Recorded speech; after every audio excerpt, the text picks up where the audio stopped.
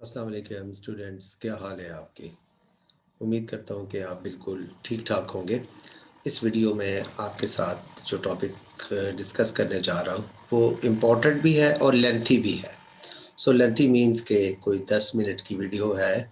आप बिल्कुल आराम से एक एक पॉइंट अगर साथ समझ के लिखेंगे तो बिल्कुल आ जाएगा आपको। और बहुत ही इम्पोर्टेंट टॉपिक है क्योंकि मैक्रो इकोनॉमिक्स में दो ही बिग मैक्रो इकोनॉमिक प्रॉब्लम जो बड़े हैं वो एएस के सिलेबस में कवर होते हैं ना।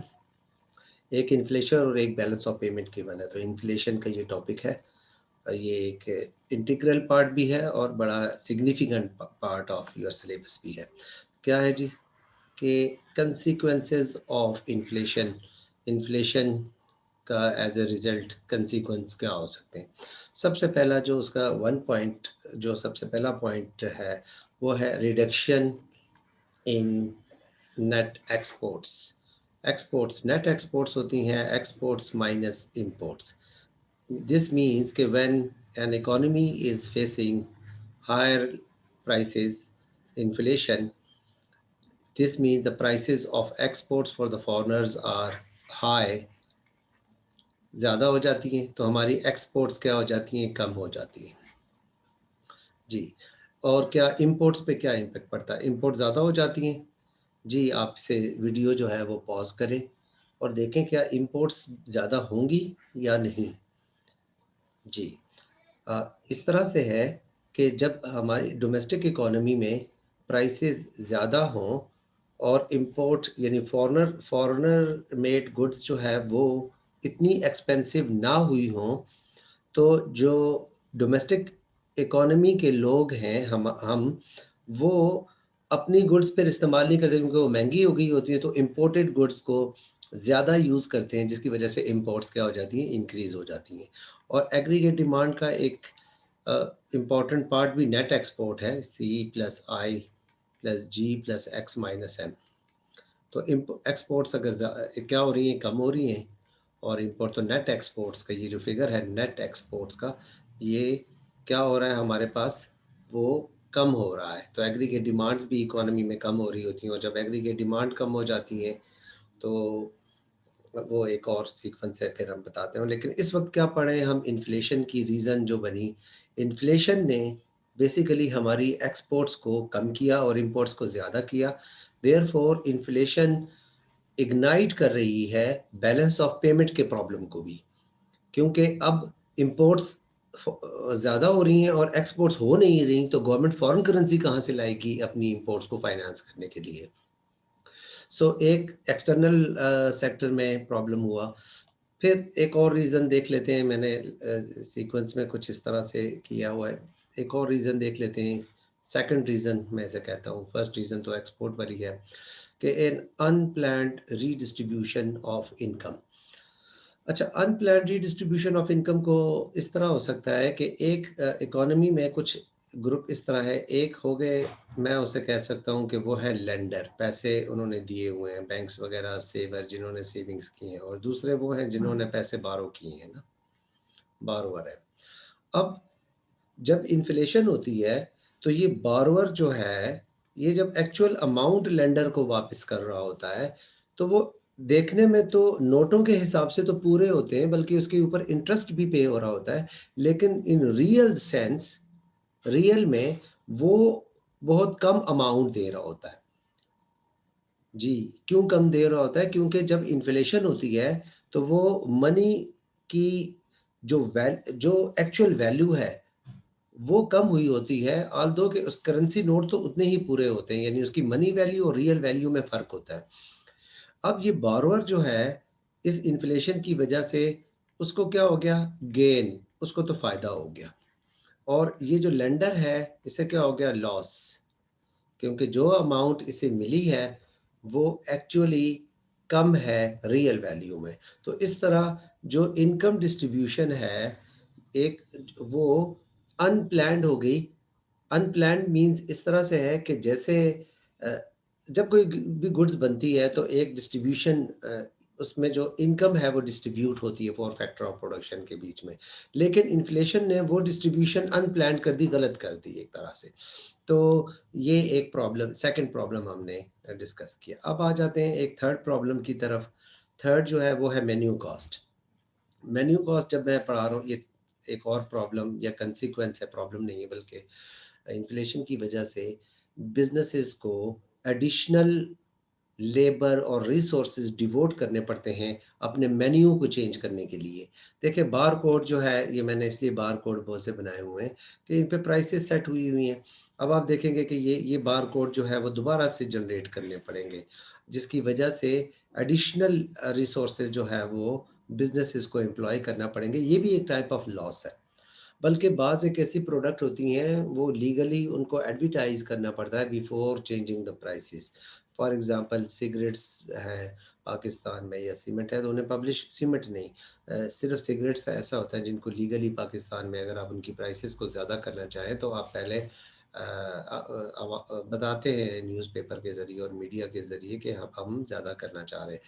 सो प्राइसेस, मेन्यू को चेंज करना, बारकोड्स को चेंज करना, आप कहेंगे ये तो बहुत थोड़ी-सी कॉस्ट है, लेकिन ये थोड़ी-सी कॉस्ट नहीं है। बेसिकली वही जब मैक्रो लेवल पे हम पढ़ते हैं तो ये बहुत बड़ी कॉस्ट बन जाती है इकोनॉमी में। और ये वो रिसोर्सेज़ हैं जो एक्चुअली कोई प्रोडक्शन भी तो नहीं लाते, कोई फर्दर इससे इम्प्रूवमेंट नहीं होती इकोनॉमी में, जीडीपी में कंट्रीब्यूट भी नहीं कर रहे होते बल्कि रिसोर्सेज़ कंज्यूम कर रहे होते। इसलिए इन्फ्लेशन रिसोर्सेज़ को स्पॉइल कर रही होती है, खराब कर रही होती है। That is the menu cost. इसके बाद एक और ये है शू लेदर कॉस्ट। देखें जी, शू लेदर कॉस्ट जो है वो, ये एक बेचारा मैंने बनाया हुआ है जी, बेचारा कार्टून मैंने लिया हुआ है कि शू लेदर कॉस्ट, कि ये चल चल के इसके पसीने और बुरा हाल हो गया है। जी, क्यों?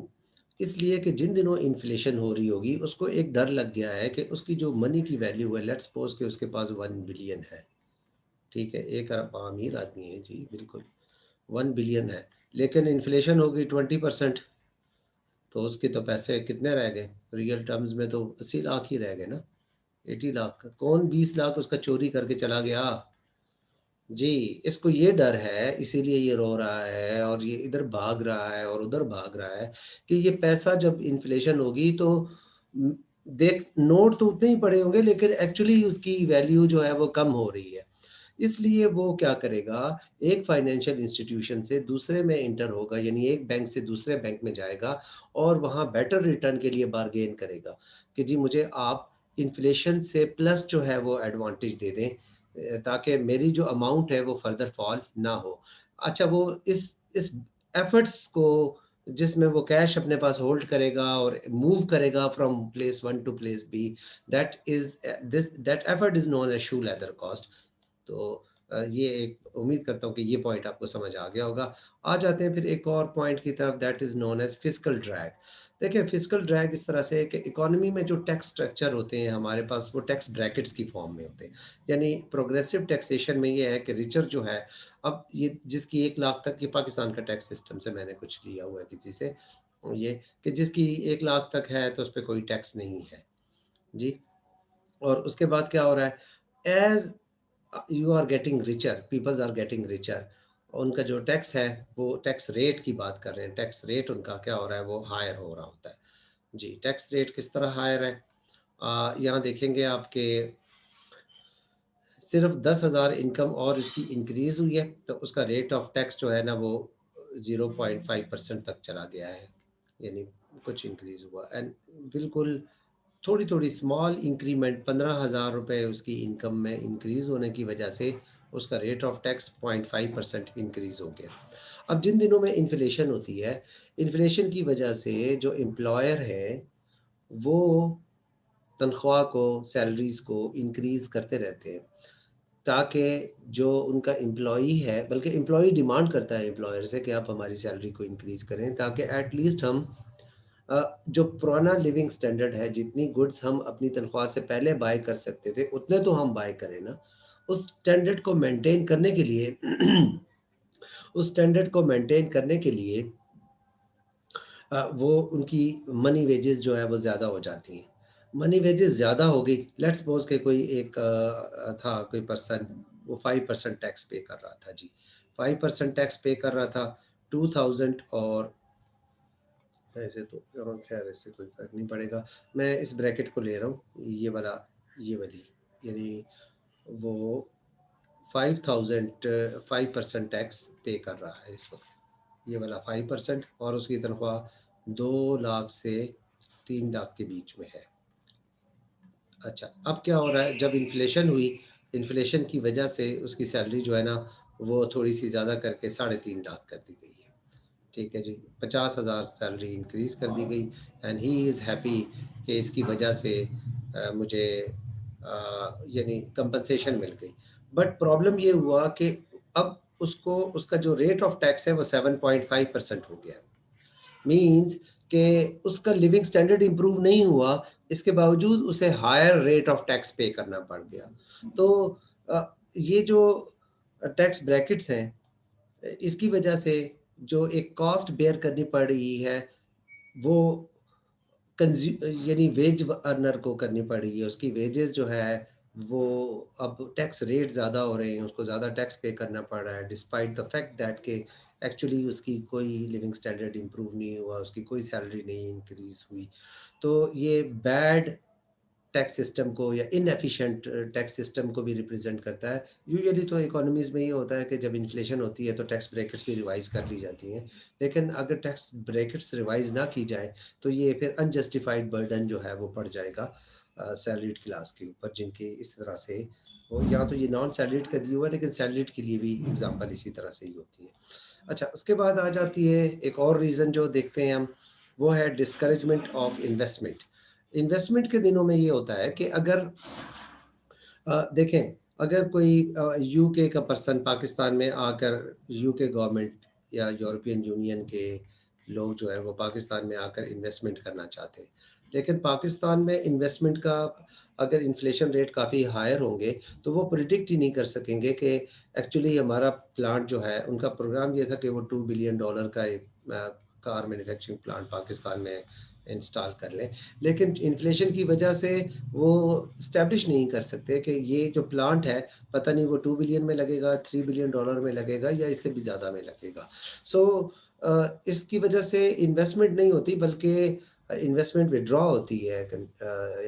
इन्फ्लेशन इन्वेस्टमेंट को डिस्करेज करता है फॉरेनर के लिए, वो एक होती है, डिस्करेजमेंट होगी।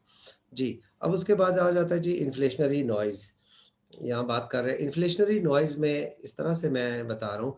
देखिए, एक प्राइस मैकेनिज़्म या जो हमारी इकोनॉमी है, वो प्राइस सिग्नलिंग सिस्टम के हिसाब से काम करती है। प्राइस सिग्नलिंग सिस्टम इस तरह से है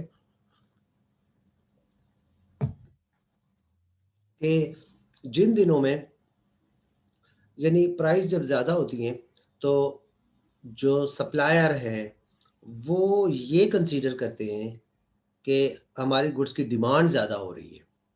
इसलिए वो क्या कर देते हैं, सप्लाई को ज़्यादा कर देते हैं।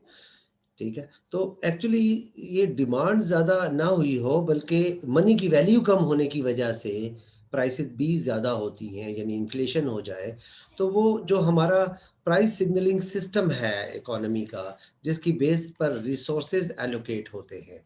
इकोनॉमी के जो रिसोर्सेज़ हैं, लैंड, लेबर, कैपिटल, वो तो इस अ, प्राइस सिस्टम की वजह से एलोकेट होते हैं कि what to produce and how to produce. तो वो सिग्नलिंग सिस्टम ही खराब हो गया ना, सिग्नल ही खराब हो गया।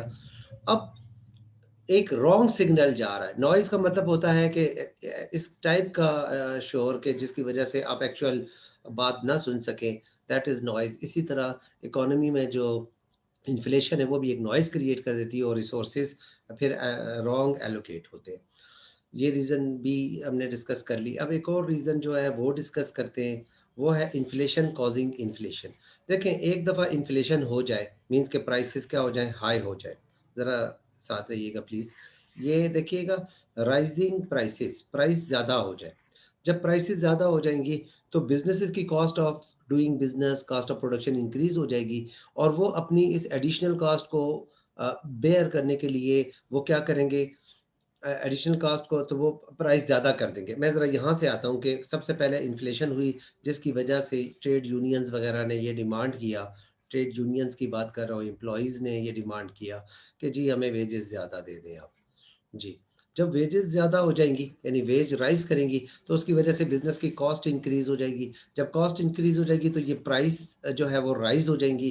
प्राइस राइज़ हो जाएँगी, तो अगेन फिर वो डिमांड करेंगी ट्रेड यूनियंस कि हमारी वेजेस को ज़्यादा करें। तो एक वेज प्राइस स्पाइरल जो है वो जनरेट हो जाएगा।